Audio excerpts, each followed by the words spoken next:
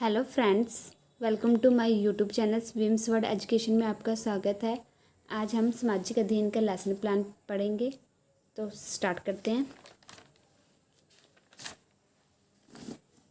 विषय सामाजिक अध्ययन, उपविषय भूगोल, प्रकरण हमारा छात्र पृथ्वी के स्वरूप, छात्र अध्यापक का नाम जो नाम है, विद्यालय का नाम है, दिनांक जो तारीख है, कक्षा 7वीं, वादन जो पीरियड है, समय है 35 मिनट। उद्देश्य कथन: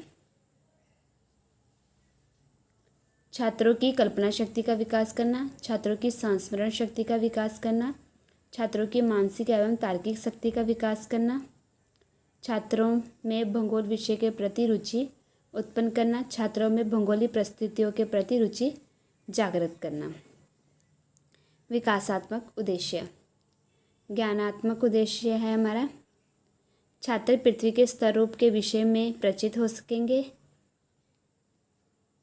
बोधात्मक उद्देश्य है, छात्र पृथ्वी के स्वरूप की व्याख्या कर सकेंगे। तीसरा है प्रयोगात्मक उद्देश्य, छात्र पृथ्वी के स्वरूप को जान सकेंगे और समझ सकेंगे।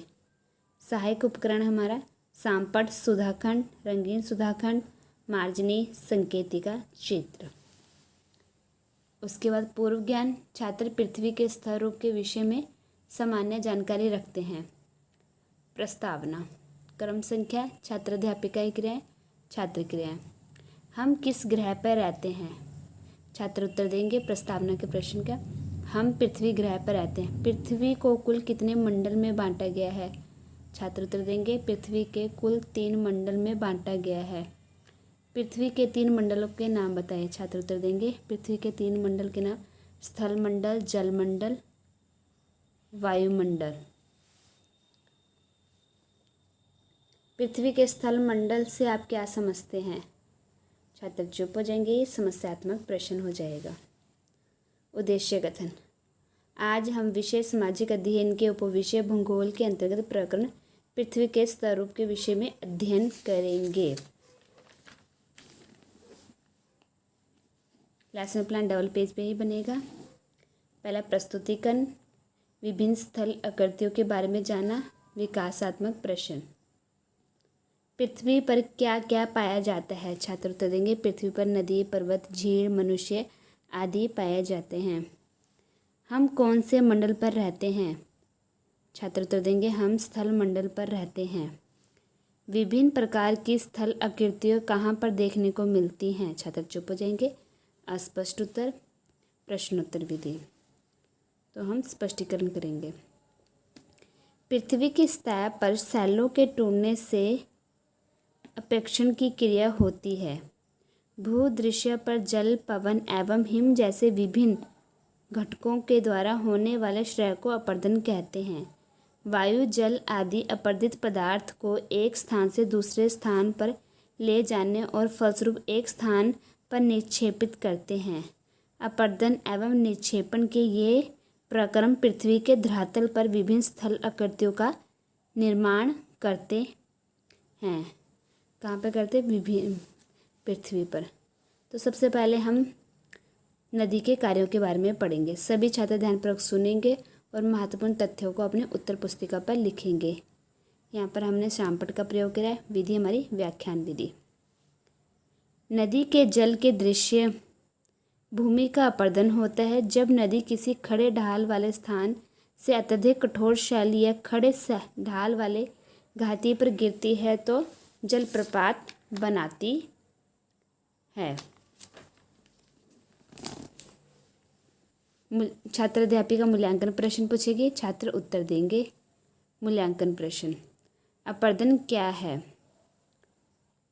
छात्र उत्तर देंगे भूदृश्य पर जल, पवन एवं हिम जैसे विभिन्न घटकों के द्वारा होने वाले क्षय को अपर्दन कहते हैं। विधि हमारी प्रश्नोत्तर विधि। नदी जल प्रपात कैसे बनाती है?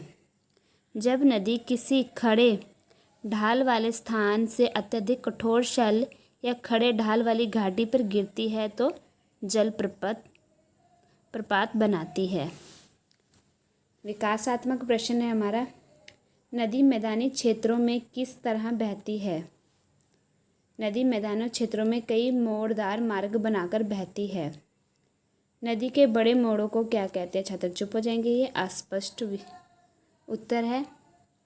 विधि हमारी प्रश्नोत्तर विधि। सेकंड पॉइंट हो जाएगा हमारा बाढ़कृत मैदान। बाढ़कृत मैदान के नदी द्वारा निर्मित स्थलाकृतियाँ। स्पष्टीकरण। जब नदी मैदानी क्षेत्रों में प्रवेश करती है तो वह मोड़दार मार्ग पर बहने लगती है। नदी के इन्हीं बड़े मोड़ों को विसर्प कहते हैं। इसके बाद विसर्पों के किनारे पर लगातार अपरदन एवं निक्षेपण शुरू हो जाता है। हम बताएंगे जैसे बाढ़ का पानी आ रहा है, बड़े मोड़ को हम विसर्प कहते हैं, और जो किनारे कोई अलग से नदी बना दे तो उसे चाप झील कहते हैं। इन्हें तटबंध कहते हैं।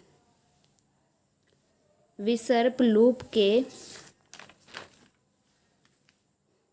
सिरे निकट आते जाते हैं। समय के साथ विसर्प लूप नदी में कट जाते हैं, एक अलग झील बनाते हैं जिसे चाप झील भी कहते हैं। नदी अपने तटों से बाहर बहने लगती है जिसके कारण बाढ़ आ जाती है। बाद में मिट्टी और अन्य पदार्थों का निक्षेपण करती है। ऐसे मिट्टी एवं पदार्थों को अवसाद कहते हैं। नदी अनेक धाराओं में विभाजित हो जाती है जिनको वत्तिका कहा जाता है। प्रत्येक वत्तिका अपने मुहाने का निर्माण करती है। सभी मुहानों के अवसादों के संग्रह से डाल्टा का निर्माण होता है।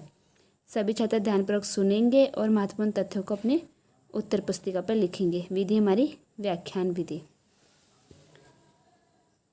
छात्र अध्यापिका मूल्यांकन प्रश्न पूछेगी, छात्र उत्तर देंगे। मूल्यांकन प्रश्न है हमारा, मुहानों के अवसादों के संग्रह से किसका निर्माण होता है? छात्र उत्तर देंगे, मुहानों के अवसादों के संग्रह से डेल्टा का निर्माण होता है। सेकंड क्वेश्चन हमारा है, वत्रिका किसे कहते हैं? छात्र उत्तर देंगे,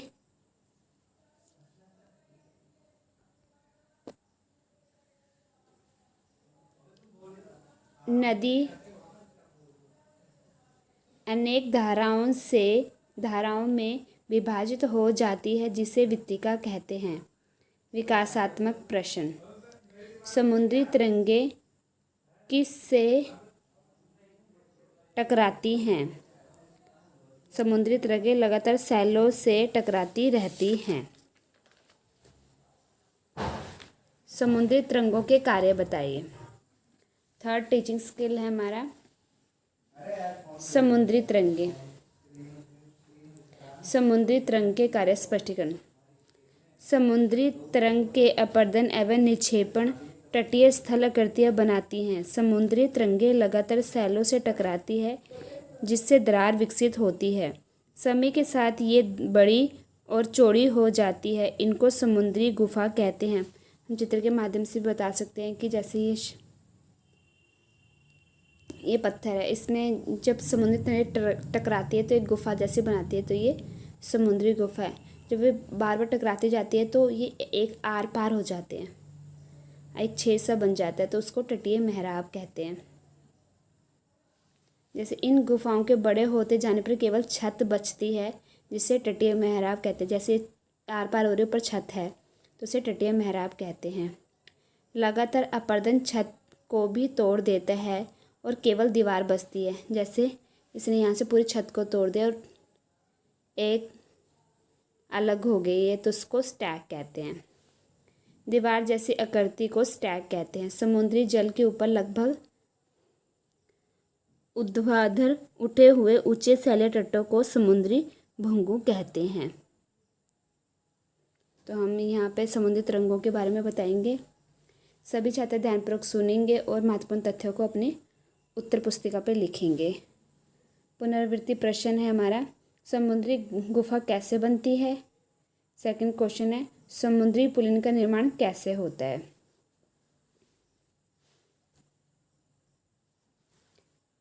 निरीक्षण कार्य, छात्र अध्यापक द्वारा छात्रों को समय समय पर सामपट कार्य लिखने का निर्देश दिया जाएगा तथा उनके कार्यों का निरीक्षण किया जाएगा। उसके बाद आ जाता है गृह कार्य। बृहज्जनित बल क्या है?